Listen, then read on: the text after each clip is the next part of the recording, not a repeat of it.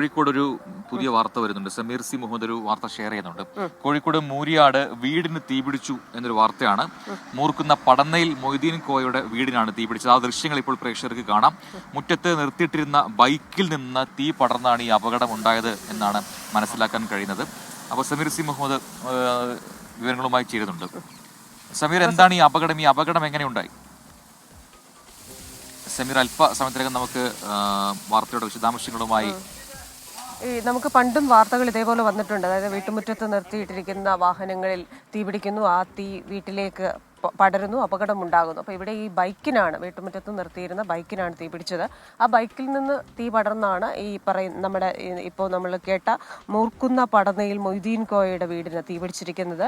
മൂരിയാടാണ്, കോഴിക്കോട് മൂരിയാടാണ് ഈ സ്ഥലം. അപ്പോൾ ഈ അപകടത്തിൽ എന്തൊക്കെയാണ് അതിന് കാരണം, എന്താണ്? സമീർ സി മുഹമ്മദ് വിവരങ്ങളുമായി ചേരുന്നു. സമീർ, എന്താണ് സംഭവിച്ചത്? ഈ ഇലക്ട്രിക് ബൈക്കാണോ ഇത്? ഈ തീപിടിക്കാനിടയുണ്ടായ സാഹചര്യം, അതിന് കാരണമൊക്കെ ഇപ്പോൾ മനസ്സിലാക്കാൻ കഴിയുന്നുണ്ടോ?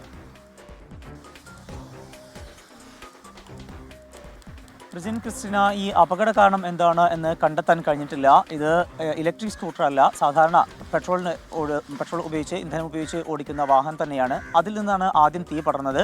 അതിൽ നിന്ന് തീ പടർന്നു പിടിക്കുകയും അങ്ങനെ രണ്ട് വീടുകളിലേക്ക്, ഒന്ന് ഈ ഇദ്ദേഹത്തിൻ്റെ, അതായത് ഈ വീട്ടുടമസ്ഥനായിട്ടുള്ള മൂർക്കന്നപ്പടയിൽ മൊയ്തീൻ കോയയുടെ വീടിനും ഒപ്പം ഇതിൻ്റെ തൊട്ടടുത്ത് മറ്റൊരു ക്വാർട്ടേഴ്സ് കൂടിയുണ്ട്, ഇദ്ദേഹത്തിൻ്റെ തന്നെ ഉടമസ്ഥയിലുള്ളതാണ്. അവിടെ 5 കുടുംബങ്ങൾ വസിക്കുന്നുമുണ്ട്. ഈ ഭാഗത്തേക്കും തീ പടരുകയായിരുന്നു. വലിയ രീതിയിലുള്ള ഒരു തീപടർച്ച തന്നെയാണ് ഉണ്ടായിട്ടുള്ളത്. അത് ശ്രദ്ധയിൽപ്പെട്ട ഉടൻ തന്നെ ഇവർ ഫയർഫോഴ്സിനെ അറിയിച്ചു. ബീച്ച് ഫയർ സ്റ്റേഷനിൽ നിന്നുള്ള 2 യൂണിറ്റ് എത്തിക്കൊണ്ടാണ് മണിക്കൂറുകളോളം നീണ്ട രക്ഷാപ്രവർത്തനത്തിനൊടുവിൽ അത് പൂർണ്ണമായും അണച്ചിട്ടുള്ളത്. വലിയ രീതിയിലേക്ക് ആളപായമൊന്നും തന്നെ ഉണ്ടായിട്ടില്ല. അതേസമയം തന്നെ അത്യാവശ്യം നാശനഷ്ടങ്ങൾ ഉണ്ടായിട്ടുണ്ട്.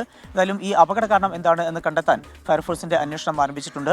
ഇന്ന് പുലർച്ചെ 1:45 കൂടിയാണ് ഇത്തരമൊരു സംഭവം ഉണ്ടായത്.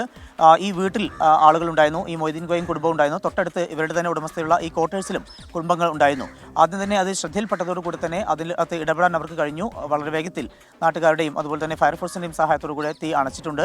എന്തായാലും ഈ അപകട കാരണം എന്താണ് എന്ന് കണ്ടെത്താനുള്ള നടപടികൾ, അന്വേഷണം ആരംഭിച്ചിട്ടുണ്ട്. ശരി, സമീർ സി മുഹമ്മദാണ് കോഴിക്കോട് നിന്ന് വിശദാംശങ്ങൾ നൽകിയത്.